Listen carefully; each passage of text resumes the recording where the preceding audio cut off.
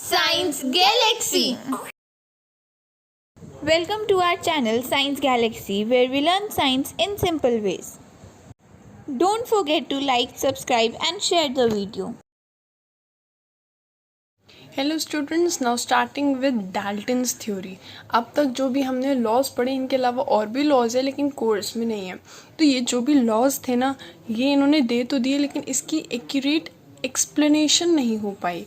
तो डाल्टन ने अपनी एक पूरी की पूरी थ्योरी दी है जिसमें इसने लॉज को भी एक्सप्लेन कर रखा है। इसने कुछ पोस्टुलेट्स दिए हैं। तो डाल्टन की थ्योरी के पोस्टुलेट्स क्या हैं? पहला पोस्टुलेट है कि मैटर जो है ना, वो छोटे छोटे पार्टिकल्स का बना है। Matter is made up of tiny particles called atom. जो हमारा मैटर बना हुआ है वो बहुत छोटे छोटे पार्टिकल्स का बना हुआ है और इन छोटे छोटे पार्टिकल्स को हम एटम कहते हैं। ये एटम इनडिविजिबल होते हैं, मतलब इन्हें फर्दर डिवाइड करना पॉसिबल नहीं है। इन एटम्स को फर्दर डिवाइड करना पॉसिबल नहीं है और इन एटम्स को ना ही हम क्रिएट कर सकते हैं और ना ही हम डिस्ट्रॉय कर सकते हैं। ठीक है, डाल्टन ने पहला पोस्टुलेट क्या दिया कि मैटर जो है वो छोटे छोटे पार्टिकल का बना है। छोटे छोटे इनडिविजिबल पार्टिकल को हम एटम कहते हैं और ये एटम जो है इनडिविजिबल होते हैं। इन एटम्स को हम खुद नहीं बना सकते, ना ही हम खुद डिस्ट्रॉय कर सकते हैं।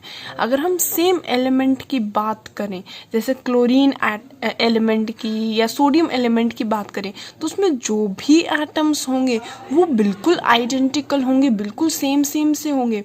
जैसे हमने एक शीट ले ली, ठीक है, वो शीट जैसे हमारी बनी थी मैग्नीशियम मेटल की, तो उसमें जो डिफरेंट एटम्स होंगे ना, वो बिल्कुल आइडेंटिकल होंगे। ठीक है, वो कैसे होंगे? बिल्कुल आइडेंटिकल होंगे। ठीक है, मास हो या कोई केमिकल प्रॉपर्टी हो, बिल्कुल सेम होगी उनकी। और अगर डिफरेंट एलिमेंट्स हुए तो वो डिफरेंट ही होंगे। ठीक है, अगर हमारे दो अलग अलग चीज़ें ले ली तो उनके एटम्स जो है वो काफ़ी डिफरेंट होंगे। मतलब हम सॉल्ट की बात कर लें तो सॉल्ट का अगर हम कोई भी पीस ले लें ना, ठीक है, तो मतलब सोडियम का बाय चांस, जैसे हमने सोडियम की शीट ले ली तो सोडियम का हम कोई भी एटम ले लें वो दूसरे एटम से बिल्कुल सेम सा होगा। लेकिन अगर हम सोडियम का लें और दूसरा हम कोई और मैग्नीशियम का ले लें तो उन दोनों के एटम्स में काफ़ी डिफरेंस होगा। ठीक है, तो मतलब अगर हमारा एक ही एलिमेंट है तो उसके एटम्स बिल्कुल आइडेंटिकल होंगे और अगर दो अलग अलग एलिमेंट्स होते हैं तो उसके एटम्स भी काफ़ी डिफरेंट होंगे और ये एटम ही मिलकर कंपाउंड बनाते हैं। ये एटम एक स्पेसिफिक रेशो में कंबाइन करके कंपाउंड फॉर्म कर लेते हैं। तो एटम्स जो है वो कंबाइन करते हैं एक सिंपल होल नंबर के रेशो में और क्या बनाते हैं? कंपाउंड फॉर्म कर लेते हैं। ठीक है, वो क्या कर लेते हैं? कंपाउंड फॉर्म कर लेते हैं। ठीक है, डाल्टन ने कुछ सिंबल्स भी दिए डिफरेंट एलिमेंट्स के। वैसे डाल्टन ने जो भी अब तक हमारी पोस्टुलेट्स बताई है ना, उसमें थोड़ी थोड़ी मिस्टेक्स हैं। ये जो पोस्टुलेट्स अब तक हमने डिस्कस करी हैं कि हमारा जो मैटर है वो छोटे छोटे पार्टिकल्स का बना है, भाई जो भी डाल्टन ने अपने पोस्टुलेट्स दिए हैं उन हर पोस्टुलेट में थोड़ी बहुत मिस्टेक ज़रूर है। जैसे इसने पहले क्या कहा था? इसने कहा कि मैटर जो है वो छोटे छोटे इनडिविजिबल एटम का बना है, लेकिन बाद में पता चला कि एटम से भी छोटे पार्टिकल्स होते हैं। प्रोटॉन, इलेक्ट्रॉन, न्यूट्रॉन, ये क्या होते हैं? ये एटम से भी छोटे होते हैं। ठीक है, ऊपर से ऐसा भी पॉसिबल है कि बिल्कुल क्लोरीन दो हमारे एटम्स हैं क्लोरीन के, लेकिन उनमें डिफरेंस है, उनकी प्रॉपर्टीज़ में डिफरेंस है, उनके मास में डिफरेंस है। इन्हें हम आगे चलकर पढ़ेंगे। इनको हम कहते हैं आइसोटोप्स। मतलब दो क्लोरीन के एटम्स हैं, एक का मास है 35 और एक का मास है 37। तो मतलब दोनों में फ़र्क है, दोनों ही क्लोरीन है लेकिन एक का मास कम है, एक का मास ज़्यादा है। तो ऐसा भी पॉसिबल है कि दो बिल्कुल सेम एलिमेंट्स हो और उनका मास जो है वो सेम ना हो। ऐसा भी पॉसिबल है दो डिफरेंट एलिमेंट्स हो, जैसे एक आर्गन और एक कैल्शियम का एटम का वेट दोनों का ही 40-40 होता है। ठीक है, दोनों अलग अलग हैं लेकिन दोनों का वेट सेम है। ठीक है, ऐसा भी पॉसिबल है ना। तो इनके कुछ पोस्टुलेट्स में गलतियां भी निकली थी। डाल्टन ने कुछ सिंबल्स भी दिए थे, लेकिन हम इन सिंबल्स को बिल्कुल भी यूज़ नहीं करते। ये डाल्टन के कुछ सिंबल्स हैं ठीक है, जो इसने पहले दिए थे। हाइड्रोजन को डिनोट करना है तो एक सर्कल बनाओ, उसके अंदर डॉट बना दो। कार्बन को डिनोट करना है तो पूरा सर्कल ना फिल कर दो। ऑक्सीजन बनाना है तो बस सर्कल बनाओ, उसको कुछ कलर वलर मत करो। फॉस्फोरस बनाना है तो एक सर्कल में 3 डंडे बना दो। सिल्वर दिखाना है तो सर्कल में एस घुसा दो। सल्फर बनाना है तो एक सर्कल लो, उसमें प्लस का साइन बना दो। आयरन दिखाना है तो सर्कल के अंदर आई बना दो। भाई जनरली वैसे इसने यही दिया था कि कॉपर है तो भाई इसके अंदर सी लिख दो। अब दो चीजें है ना, जैसे कॉपर है और कार्बन है, इन दोनों को डिफरेंट करने के लिए इसने क्या करा कि भाई ये भी सी से डिनोट होता है, ये भी सी से डिनोट होता है, दोनों को तो हम ऐसे नहीं लिख सकते ना सर्कल के अंदर सी, तो इसने एक को अंदर से पूरा कलर कर दिया। ठीक है, ऐसे ही सल्फर सिल्वर दोनों एस से डिनोट हो जाते हैं, इसलिए इनने सल्फर को डिनोट करने के लिए प्लस का साइन बना दिया। लेड को एल से डिनोट कर लिया, गोल्ड को जी से डिनोट करा, पर कुछ डॉट्स भी बना दी। लेकिन अब हम इनको बिल्कुल भी यूज़ नहीं करते, प्रॉब्लमैटिक है। अब हमें सोचो इक्वेशन बनानी हो तो कितना डिफिकल्ट होगा। H2 + O2 गिव्स H2O, तो हम तो ये एक सर्कल और उसके अंदर गोले ही भरते रह जाएंगे, तो बहुत डिफिकल्ट था। फाइनली हमें IUPAC रिकमेंडेशंस मिली, बर्जीलियस ने इनको बनाया था। ये हम अब भी सिंबल्स यूज़ करते हैं, जैसे हाइड्रोजन के लिए हम H लेटर का यूज़ करते हैं। हाइड्रोजन हम H लेटर से डिनोट करते हैं। फर्स्ट नंबर पे होता है, मास भी इसका 1 होता है। हीलियम भी H से है ना, तो अब हम इसका सिर्फ H नहीं लेंगे, H के साथ E भी ले लेंगे, तो इसीलिए हम इसे HE से डिनोट करते हैं। हम अगर एक ही मतलब एक ही एलिमेंट के 2 लेटर्स ले लेते हैं ना, तो एक हमेशा कैपिटल लेटर से शो करते हैं और दूसरा स्मॉल लेटर से शो करते हैं, हमेशा याद रखना। मतलब कैपिटल H कैपिटल E से डिनोट थोड़ी करेंगे, हम कैपिटल H स्मॉल ई से डिनोट करेंगे। लिथियम है, कैल्शियम को हम डिनोट करते हैं capital C and small letter A। Calcium को हम डिनोट करते हैं कैपिटल C और स्मॉल a। अब हम इन्हें याद करते हैं सीरीज में जब हम याद करेंगे तो hydrogen, helium, lithium, beryllium, boron, carbon, nitrogen, oxygen, fluorine, neon, sodium, magnesium, aluminium, silicon, phosphorus, sulphur, chlorine, argon, potassium, calcium. इनको एज इट इज सीक्वेंस में याद रखना है। और इनका जो नंबर होगा ना, एटॉमिक नंबर, वो इसी नंबर से हमें पता चल जाएगा। मतलब हाइड्रोजन फर्स्ट नंबर पे आ रहा है तो उसका एटॉमिक नंबर 1 है, हीलियम का 2, लिथियम का 3, बेरिलियम का 4, बोरॉन का 5, carbon 6, nitrogen 7, oxygen 8, fluorine 9, neon 10, sodium 11, magnesium 12, aluminium 13, silicon 14, phosphorus 15, sulphur 16, chlorine 17, argon 18, potassium 19, calcium 20। हमें इनके शॉर्ट फॉर्म्स भी याद रखने हैं, इनके नंबर भी याद रखने हैं। अब जो इनके मासेस होंगे, मासेस ना हाइड्रोजन को छोड़कर सबके लगभग डबल होते हैं। हाइड्रोजन के पास कोई न्यूट्रॉन नहीं होता, अभी हम स्ट्रक्चर ऑफ एटम में पढ़ेंगे। हाइड्रोजन इकलौती ऐसी स्पीशी है जिसमें कोई न्यूट्रॉन ही नहीं है, तो हाइड्रोजन का नंबर भी 1 होता है, मास भी 1 होता है। हीलियम का नंबर 2 है तो मास होगा 4। अगर इवन नंबर है तो जस्ट डबल कर दो, 2 का डबल 4, इसका मास क्या होगा, 4 हो जाएगा। लिथियम का 3 2 6 नहीं होगा क्योंकि ये ऑड नंबर है, तो हम इसमें एक प्लस भी कर देंगे, 3 2 6 + 1 7। तो लिथियम का क्या होगा, डबल से एक ज़्यादा, क्योंकि ऑड नंबर है ना। अगर 4 है तो 4 का डबल 8। ठीक है, किसी किसी में मतलब ज़्यादातर ऑड नंबर में हम डबल करके +1 भी करेंगे। कार्बन 6th नंबर पर होता है, 6 का डबल 12, 7 का जस्ट डबल कर देंगे 14, 8 का होगा 16, 9 का क्या होगा, 9 का डबल करेंगे 18 और 18 + 1 19। मतलब कुछ ऑड नंबर में उसका जस्ट डबल हो जाएगा, कुछ में डबल करके +1 भी करेंगे। ठीक है, तो कभी कभी ऑड नंबर्स में डबल +1 होगा, कभी कभी जस्ट डबल होगा, वो तो हमें थोड़ा सा याद ही करना पड़ेगा। आगे बढ़ जाते हैं। अच्छा, वैसे हम जो सिंबल्स डिस्कस, कॉपर को हम किससे डिनोट करते हैं, कुछ अलग सी चीज़ें हैं। इसे हम यू से डिनोट करते हैं, कैपिटल सी स्मॉल यू। क्यों? क्योंकि इसका पहला नाम था क्यूप्रम, तो इसीलिए क्यूप्रम के फर्स्ट 2 लेटर्स हम ले लेते हैं। ऐसे ही हम कोबाल्ट को लिखते हैं कैपिटल सी स्मॉल ओ। ये अलग बात क्यों है? कैपिटल सी बड़ा ओ हम बिल्कुल नहीं लिख सकते, क्योंकि ये कार्बन मोनोऑक्साइड को रिप्रेजेंट करता है। ये मतलब हमें डिनोट करेगा कि कार्बन और ऑक्सीजन से मिलकर बना है ये। इसलिए समझो कितना इम्पोर्टेंट है फर्स्ट लेटर कैपिटल लिखना और छोटा जो दूसरा वाला है उसे छोटा लिखना। Capital C small O cobalt है, capital C capital O carbon monoxide को डिनोट करता है, जो कि हमारा एक कंपाउंड होता है। सोडियम को हम डिनोट करते हैं Na से। क्यों? क्योंकि इसका पहला वाला नाम था नाट्रियम, तो इसलिए हम फर्स्ट 2 लेटर्स ले लेते हैं, लेकिन एक कैपिटल में दूसरा स्मॉल में। पोटाशियम को हम डिनोट करते हैं के से, क्योंकि इसका पहला नाम था केलियम, इस वजह से। गोल्ड को और आयरन को हम डिनोट करते हैं भाई, आयरन को किससे डिनोट करते हैं? Fe से। कहीं Fe तो आ नहीं रहा, फिर क्यों? क्योंकि इसका पहला नाम ना फेरम हुआ करता था, फेरम,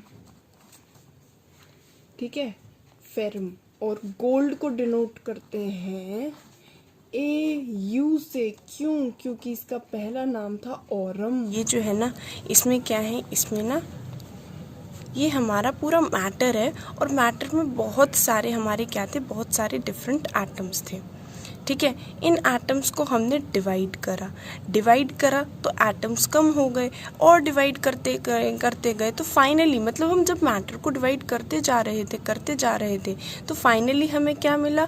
फाइनली हमें एटम मिल गया। एटम मिल गया, है ना। तो अगर हम मैटर को डिवाइड करते चले जाते हैं तो हमें फाइनली एटम मिल जाता है।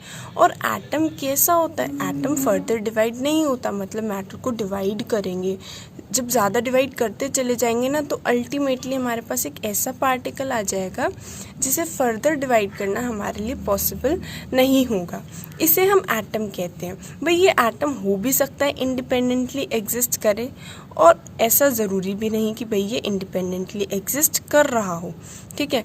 2 एटम्स मिलने के बाद, जब ये 2 एटम्स मिलते हैं ना, अगर ये एटम्स इंडिपेंडेंटली एग्जिस्ट नहीं कर सकते तो क्या होता है, एक एटम दूसरे एटम के साथ मिल जाता है और इनके बीच में एक टाइप का बॉन्ड बन जाता है, इनके बीच में एक फोर्स भी डेवलप हो जाता है, ये एक साथ रहने लगते हैं, ठीक है। उसे हम फिर क्या कह देते हैं? फिर हम उसे कह देते हैं मॉलिक्यूल, ठीक है। और देखो, सबसे पहले मैटर का सबसे छोटा पार्ट हमारा एटम है, जो इनडिविजिबल है, और इनके एटम के मिलने से मॉलिक्यूल बनता है, ठीक है भाई। तो मॉलिक्यूल क्या होता है?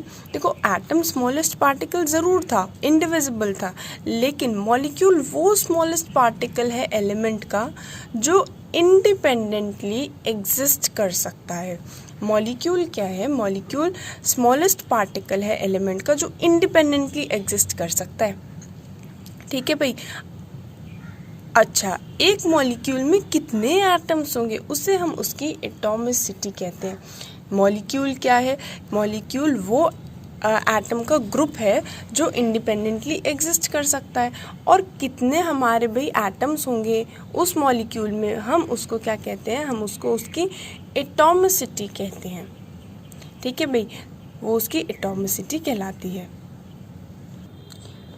मतलब एटॉमिसिटी क्या होती है? एटॉमिसिटी होती है कि एक मॉलिक्यूल में कितने एटम्स होंगे, उसे हम कहते हैं कि भाई वो उसकी एटॉमिसिटी है। एग्जाम्पल लेके देख लेते हैं कि भाई हमारा देखो एटॉमिसिटी 1, उसे हम कह देते हैं मोनो एटॉमिक।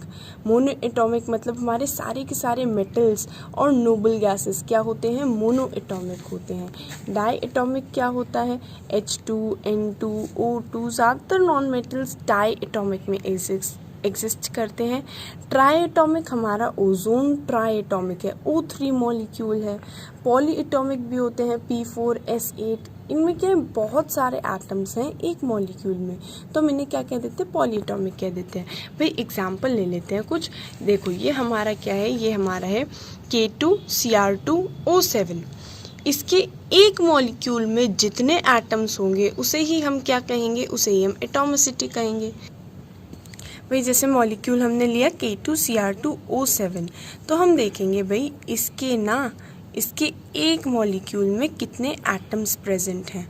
तो भाई पोटेशियम के 2, क्रोमियम के 2, ऑक्सीजन के 7, टोटल हो गए 11, मतलब इसकी एटॉमिसिटी 11 है। ठीक है भाई, हमारा मैग्नीशियम होता है, सोडियम होता है, पोटेशियम, जिंक, सारे के सारे मेटल्स होते हैं ये। और मेटल्स की एटॉमिसिटी क्या होती है, मेटल्स की एटॉमिसिटी हमेशा याद रखना 1 होगी। मेटल्स जब भी रिएक्शन में लिखे जाएंगे अकेले लिखे जाएंगे, मतलब Na2 नहीं लिखा जाएगा, Na अकेला लिखा जाएगा। इनकी एटॉमिसिटी क्या होती है, इनकी एटॉमिसिटी 1 होती है। ऐसे ही नोबल गैसेस की, नोबल गैसेस कौन सी होती हैं, जो ज़्यादा रिएक्ट नहीं करती ना, जैसे नियॉन, हीलियम, इनकी भी एटॉमिसिटी क्या होती है, इनकी भी एटॉमिसिटी 1 होती है। ठीक है, कुछ हमारे नॉन मेटल्स हैं। नॉन मेटल्स कौन कौन से हैं, H2, N2, Br2, F2, I2, O2, ये सारे के सारे नॉन मेटल्स जो है वो कैसे होते हैं, वो होते हैं डाई एटॉमिक। उनकी एटॉमिसिटी उनकी एटॉमिसिटी कितनी होती है, उनकी एटॉमिसिटी होती है 2। ट्राई एटॉमिक भी होता है हमारा, जो ओजोन है ना, ओजोन ट्राई एटॉमिक होता है, उसकी एक ही मॉलिक्यूल में 3 ऑक्सीजन एटम है, इसलिए हम उसे ट्राई एटॉमिक कहेंगे।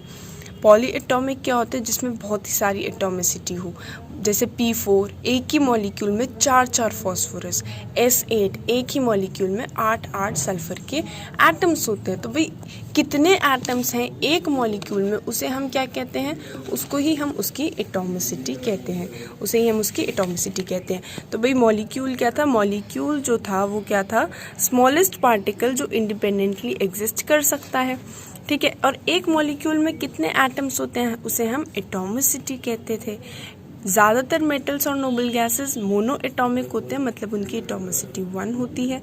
ज़्यादातर गैशियस नॉन मेटल्स डाई एटॉमिक होते हैं, ओजोन ट्राई एटॉमिक होती है, और जिनकी एटॉमिसिटी इनसे भी ज़्यादा हो उन्हें पॉली एटॉमिक कहा जाता है। इसके बाद हम पढ़ेंगे आयंस। आयंस क्या होते हैं, आयंस वो चार्ज स्पीशीज़ हैं, ठीक है, एटम्स जो है ना उन पर चार्ज आ जाता है। वैसे तो हमारा एटम न्यूट्रल होता है, क्योंकि उसके पास जितने इलेक्ट्रॉन्स हैं उतने ही प्रोटॉन्स भी हैं, मतलब जितना नेगेटिव चार्ज है उतना ही पॉजिटिव चार्ज भी है। लेकिन हमारे जो इलेक्ट्रॉन्स हैं वो बाहर शेल में मूव कर रहे होते हैं, तो क्या होता है, इलेक्ट्रॉन्स तो बाहर शेल में मूव कर रहे हैं, तो हमारा क्या होगा, कभी कभी क्या होता है, कुछ इलेक्ट्रॉन एक सब्सटेंस से निकलकर दूसरे सब्सटेंस पर पहुंच जाते हैं। जैसे कि ये हमारा एक एटम था, इससे कुछ इलेक्ट्रॉन्स निकल गए और यहाँ पर पहुंच गए। ठीक है, जहाँ से इलेक्ट्रॉन्स निकले वहाँ पर ऑटोमेटिकली पॉजिटिव चार्ज डेवलप हो गया, और जहाँ पर इलेक्ट्रॉन्स पहुँच गए ना वहाँ कौन सा चार्ज डेवलप हो गया, वहाँ नेगेटिव चार्ज डेवलप हो गया। तो वैसे तो एटम न्यूट्रल होता है, लेकिन बाहर शेल्स में इलेक्ट्रॉन्स घूम रहे हैं, और उन इलेक्ट्रॉन्स की ही वजह से, इलेक्ट्रॉन्स के मूवमेंट की वजह से हमारा क्या होता है, चार्ज डेवलप हो जाता है। जहाँ इलेक्ट्रॉन्स की कमी हो जाती है, इलेक्ट्रॉन्स की डेफिशिएंसी हो जाती है, वहाँ ऑटोमेटिकली पॉजिटिव चार्ज, और जहाँ इलेक्ट्रॉन बहुत सारे हो गए ना वहाँ नेगेटिव चार्ज डेवलप हो जाता है। अब हम इन चार्ज्ड एटम्स को क्या कहते हैं, चार्ज स्पीशीज़ को हम क्या कहते हैं, आयंस कहते हैं। हमारे 2 टाइप के आयंस होते हैं, पॉजिटिव चार्ज और नेगेटिव चार्ज। पॉजिटिव क्यों होता है, क्योंकि हमारे इलेक्ट्रॉन कम हो गए। नेगेटिव क्यों हो गया, क्योंकि हमारे इलेक्ट्रॉन ज़्यादा हो गए। नेगेटिव चार्ज को हम एनायन कहते हैं, पॉजिटिव चार्ज को हम केटायन कहते हैं। पॉजिटिव चार्ज को हम क्या कहते हैं, केटायन। अगर एक सब्सटेंस गेन करे इलेक्ट्रॉन, या हम कह सकते हैं एक्सेप्ट करे इलेक्ट्रॉन, तो हम कहते हैं भाई उस पर नेगेटिव चार्ज डेवलप हो गया, वो हमारा एनायन है। ठीक है। और अगर हमारा एक सब्सटेंस जो है वो इलेक्ट्रॉन को लूज़ करे तो उस पर कैसा चार्ज डेवलप हो जाएगा? उस पर पॉजिटिव चार्ज डेवलप हो जाएगा और हम उसे केटाइन कहते हैं। हम उसे क्या कहते हैं फिर? हम उसे केटाइन कहते हैं। जैसे हम एग्जाम्पल ले लेते हैं सोडियम क्लोराइड का। एक उसमें सोडियम है और एक क्लोरीन है। सोडियम में क्या होते हैं? सोडियम में भाई 11 इलेक्ट्रॉन्स होते हैं। 11 इलेक्ट्रॉन्स हैं तो भाई कितने हैं? 2 8 1। लास्ट में सोडियम के पास एक इलेक्ट्रॉन है। सोडियम वो लास्ट का एक इलेक्ट्रॉन लूज़ करने की कोशिश करेगा, जबकि क्लोरीन जो है उसके लास्ट में होते हैं 2 8 7, 17th नंबर पे होता है, तो वो एक इलेक्ट्रॉन एक्सेप्ट करने की कोशिश करेगा। ठीक है भाई, तो सोडियम एक इलेक्ट्रॉन लूज़ करने की कोशिश करेगा और क्लोरीन एक इलेक्ट्रॉन गेन करने की कोशिश करेगा। जब ऐसा होगा, ये वाला जो हमारा लास्ट वाला इलेक्ट्रॉन दिख रहा है ना, ये वाला इलेक्ट्रॉन ये यहाँ से मूव करके यहाँ पर पहुँच जाएगा। यहाँ से तो इलेक्ट्रॉन निकला है इस वाले एटम से, इसलिए इस पर ऑटोमेटिकली कैसा चार्ज डेवलप हो जाएगा? इस पे पॉजिटिव चार्ज डेवलप हो जाएगा। और जहाँ ज़्यादा इलेक्ट्रॉन्स हो गए वहाँ कैसा चार्ज डेवलप हो जाएगा? वहाँ हमारा नेगेटिव चार्ज डेवलप हो जाएगा। तो यहाँ पे सोडियम के पास क्या था? सोडियम ने एक इलेक्ट्रॉन लूज़ करा तो वो पॉजिटिव बन गया Na+। और क्लोरीन क्या था भाई? क्लोरीन के लास्ट में 7 इलेक्ट्रॉन्स थे, उसे तो 8 इलेक्ट्रॉन्स करने हैं। लास्ट में वो क्या चाहता है कि उसके पास 8 इलेक्ट्रॉन्स हों। तो सोडियम ने क्या करा? एक इलेक्ट्रॉन छोड़ दिया जिससे उसके लास्ट में 8 इलेक्ट्रॉन्स हो जाएं। क्लोरीन ने क्या करा? क्लोरीन ने उस इलेक्ट्रॉन को गेन कर लिया जिससे उसके लास्ट में भी 8 इलेक्ट्रॉन हो जाएं। तो हमारे दोनों स्टेबल हो गए। सोडियम ने इलेक्ट्रॉन लूज़ करा है, वो केटायन बन गया। क्लोरीन ने इलेक्ट्रॉन एक्सेप्ट करा है, वो एनायन बन गया, है ना। तो ये जो हमारे चार्ज स्पीशी हैं, इन्हें ही तो हम कहते हैं आयंस। हमारे 2 टाइप के आयंस बन गए, एक केटायन और एक हमारा बन गया एनायन। जो हमारे मेटल्स होते हैं वो नॉर्मली पॉजिटिव चार्ज बनाते हैं, इसलिए हम उन्हें कहते हैं वो केटायंस फॉर्म करते हैं। और जो नॉन मेटल होते हैं वो ज़्यादातर एनायन फॉर्म करते हैं। अब भाई हमने ये तो देख लिया कि हमारा क्या था, जो मेटल था उसने एक इलेक्ट्रॉन लूज़ करा, ठीक है, नॉन मेटल ने एक इलेक्ट्रॉन गेन करा और क्या हो गया? वो दोनों स्टेबल हो गए। अब हम नेक्स्ट चीज़ पढ़ने जा रहे हैं जिसे हम कहते हैं वैलेंसी। वैलेंसी क्या होती है? वैलेंसी होती है कंबाइनिंग कैपेसिटी ऑफ। तो भाई वैलेंसी होती है कंबाइनिंग कैपेसिटी ऑफ एलिमेंट। मतलब वो जो एलिमेंट है ना, वो कितने इलेक्ट्रॉन लेगा, देगा या शेयर करेगा या कुछ भी करेगा स्टेबिलिटी को अटेन करने के लिए। ठीक है, एक एलिमेंट है हमारा, जैसे कैल्शियम एग्जाम्पल ले लेते हैं। कैल्शियम क्या है? कैल्शियम होता है 12th नंबर पर, तो 282 उसकी कॉन्फ़िगरेशन हो गई। अब ये क्या करता है? ये 2 इलेक्ट्रॉन लूज़ कर देता है स्टेबिलिटी अटेन करने के लिए, तो इसकी वैलेंसी है 2, है ना। कोई 2 इलेक्ट्रॉन छोड़ रहा है तो उसकी वैलेंसी 2 है। वो कितने इलेक्ट्रॉन लेगा, देगा या कुछ भी करेगा, उसके साथ शेयर करेगा अपने आप को स्टेबल बनाने के लिए, हम उसे वैलेंसी कहते हैं। अब कुछ सब्सटेंस की वैलेंसी हमें याद करनी ही पड़ेगी। ठीक है, वैलेंसी होती क्या है? वो कितने इलेक्ट्रॉन लेगा, देगा या कुछ भी करेगा स्टेबिलिटी को अटेन करने के लिए। ठीक है, अब हम शुरू करते हैं। सबसे पहले हम डिस्कस करते हैं किस किस की वैलेंसी 1 होगी। ठीक है, वैलेंसी 1 होगी हमारे, वैलेंसी 1 किस किस की होती है वो डिस्कस कर लेते हैं भाई। हमारी वैलेंसी 1 किस किस की होती है?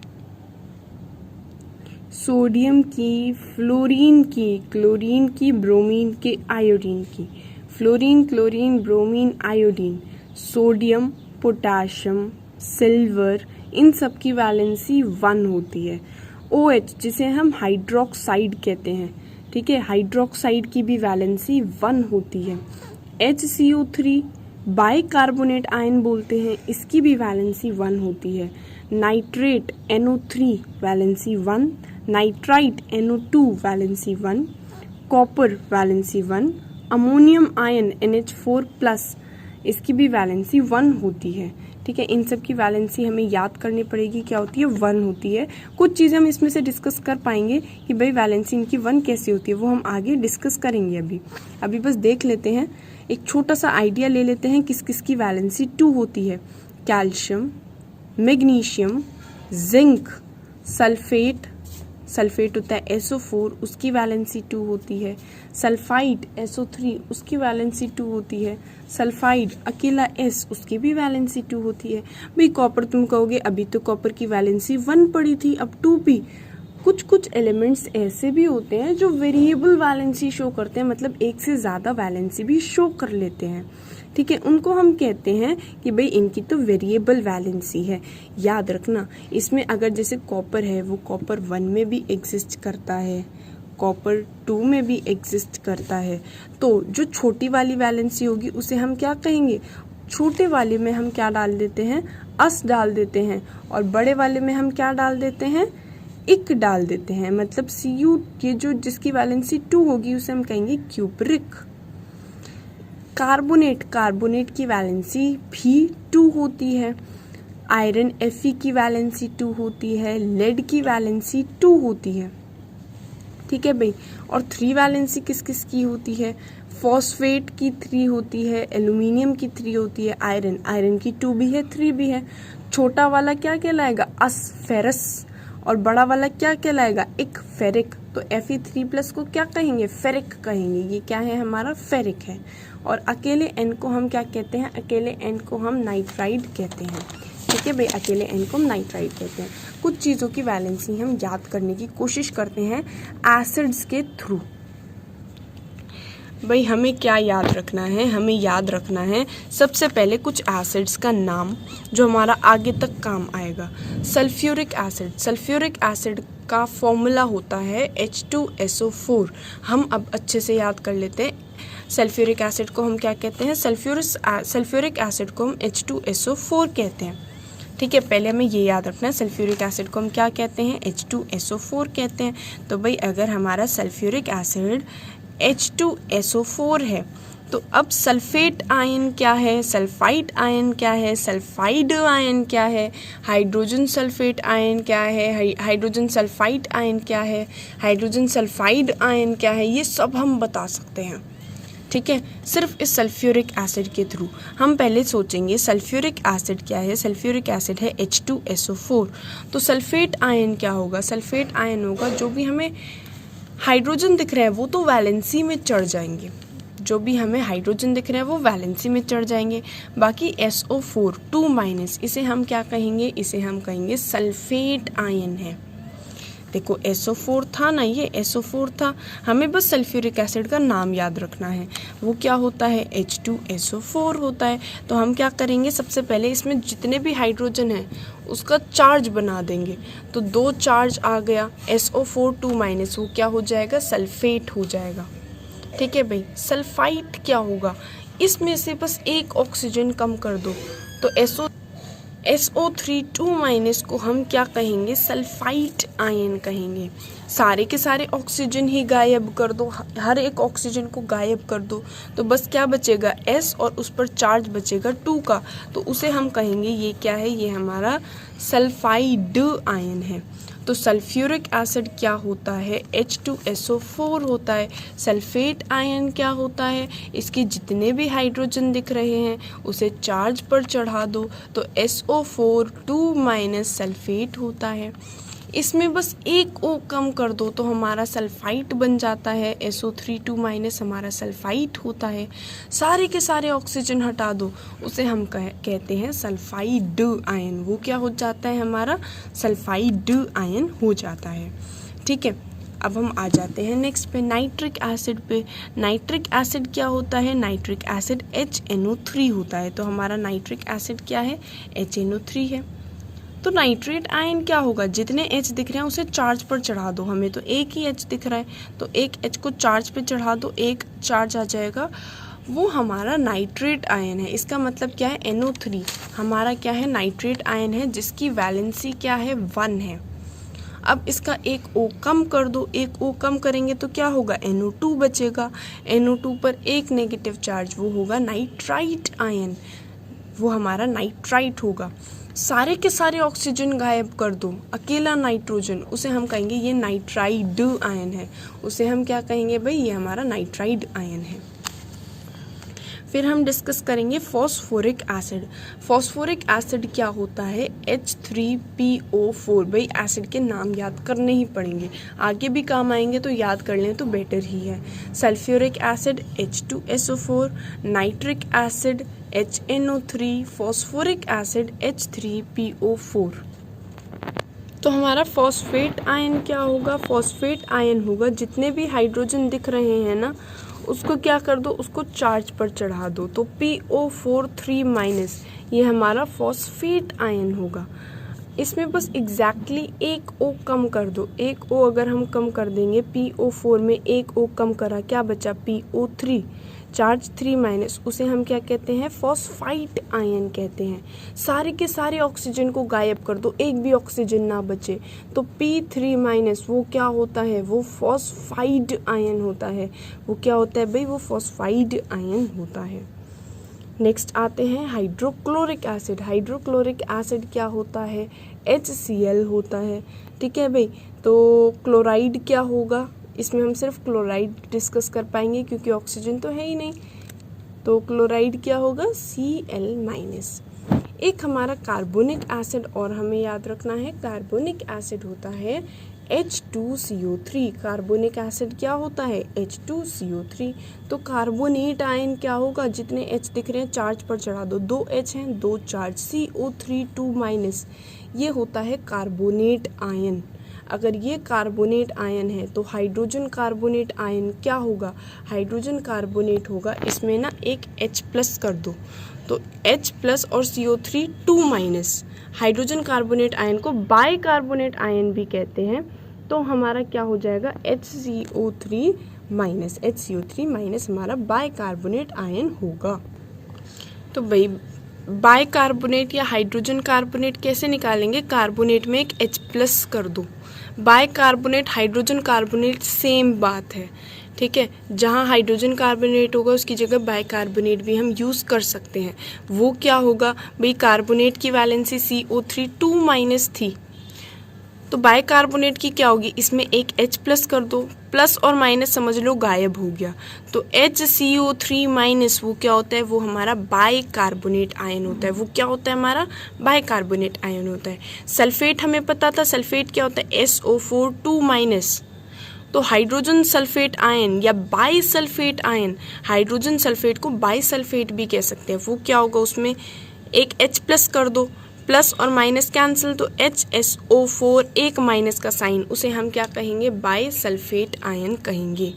सल्फाइड क्या होता है? सल्फाइड होता है S2-। सल्फर पे, अकेले सल्फर पे 2 नेगेटिव का चार्ज, उसे हम कहते हैं सल्फाइड।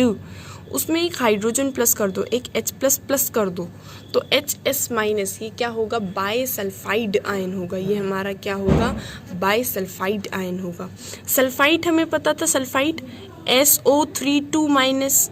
हाइड्रोजन सल्फाइड या बाई सल्फाइड क्या होगा? उसमें एक H+ कर दो, तो एक प्लस और एक माइनस तो कैंसिल हो जाएंगे, तो HSO3-। ये हमारा क्या होगा? ये हमारा बाई सल्फाइड आयन होगा। अब हम आ जाते हैं, ये भी कुछ कभी कभी हमारे आ जाते हैं, हाइपोक्लोराइट, क्लोराइट, क्लोरेट, परक्लोरेट।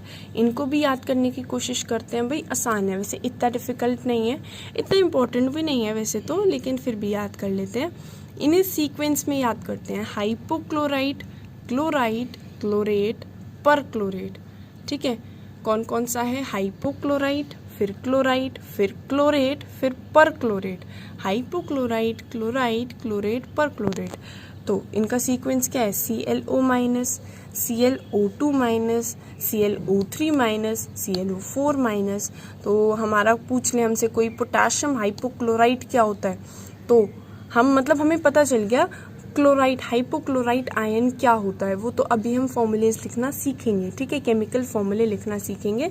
अभी याद कर लेते हैं, हाइपोक्लोराइट क्या होता है? ClO और उस पर एक वैलेंसी, ClO2- होता है क्लोराइड। क्लोरेट क्या होता है? ClO3-, पर क्लोरेट क्या होता है? ClO4-। इसके अलावा ये दोनों भी वैसे इंपॉर्टेंट नहीं है। पर मैग्नेट होता है MnO4 और उस पर एक नेगेटिव का साइन, वो हमारा पर मैग्नेट होता है। मैग्नेट क्या होता है? MnO4 और उस पर 2 की वैलेंसी, वो हमारा मैग्नेट बन जाता है। ठीक है, पर मैग्नेट ज़्यादा इंपॉर्टेंट है, MnO4 और एक वैलेंसी। अब जैसे हमें केमिकल फॉर्मूला लिखना है सोडियम कार्बोनेट का, हम पहले सोचेंगे सोडियम क्या था, सोडियम था Na, कार्बोनेट क्या था CO3 कार्बोनेट, नहीं याद आ रहा कार्बोनेट की वैलेंसी क्या थी, तो सोडियम कार्बोनेट लिखना था, Na लिखा, कार्बोनेट की वैलेंसी नहीं याद आ रही थी, तो कार्बोनेट हम क्या सोचेंगे, कोई बात नहीं, कार्बोनेट याद नहीं है, कार्बोनिक एसिड ज़रूर याद होनी चाहिए, H2CO3 कार्बोनिक एसिड होती है H2CO3। भाई कार्बोनेट आयन क्या होगा, जो भी हाइड्रोजन है वैलेंसी पर चढ़ा दो, तो भाई CO3 2 क्या होगा, कार्बोनेट आयन होगा। तो सोडियम की वैलेंसी 1, कार्बोनेट की वैलेंसी 2, उन दोनों को फिर हम क्रॉस कर देंगे, ये 2 इधर आ जाएगा, ये 1 इधर आ जाएगा, Na2CO3 वो फॉर्मूला होगा सोडियम कार्बोनेट का। हमें बनाना है अमोनियम फॉस्फेट, हम बनाते हैं अमोनियम फॉस्फेट, तो हमें पता होना चाहिए अमोनियम होता क्या है। अमोनियम होता है NH4 जिसकी वैलेंसी हो 1, NH4 विद अ वैलेंसी 1, वो हमारा अमोनियम होगा। फॉस्फेट क्या होता है, फॉस्फेट होता है PO4 जिसकी वैलेंसी हो 3। ठीक है, अब क्या करेंगे, इन वैलेंसीज को क्रॉस कर देंगे, ये होगा NH4 होल थ्राइस PO4, वो क्या होगा, हमारा अमोनियम फॉस्फेट होगा। हमें लिखना है एल्यूमिनियम फॉस्फेट, एल्यूमिनियम फॉस्फेट क्या होगा, Al लिखो, Al की वैलेंसी याद रखो, Al की वैलेंसी 3 होती है। फॉस्फेट क्या होता है, PO4 जिसकी वैलेंसी 3 होती है, 3 से 3 कट जाएगा, AlPO4 क्या होगा, एल्यूमिनियम फॉस्फेट का फॉर्मूला हो जाएगा। ब्लर। फेरस सल्फेट में Fe की वैलेंसी होगी 2। भाई फेरस क्या होता है, फेरस होता है आयरन की, वैसे तो 2 वैलेंसी होती है, एक होती है 2, और फेरिक में क्या होती है, फेरिक में Fe की वैलेंसी होती है 3। तो अगर ये फेरिक सल्फेट पूछते बाय चांस, तो फेरिक सल्फेट क्या होता, सल्फेट SO4 जिसकी वैलेंसी 2, फिर ये क्रॉस होता, ये बन जाता Fe2SO4 whole thrice.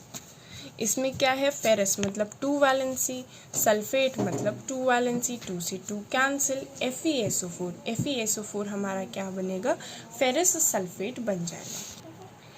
We are going to start with our next topic, mole concept, in our next video. That is very important topic, so I recommend please watch that video also.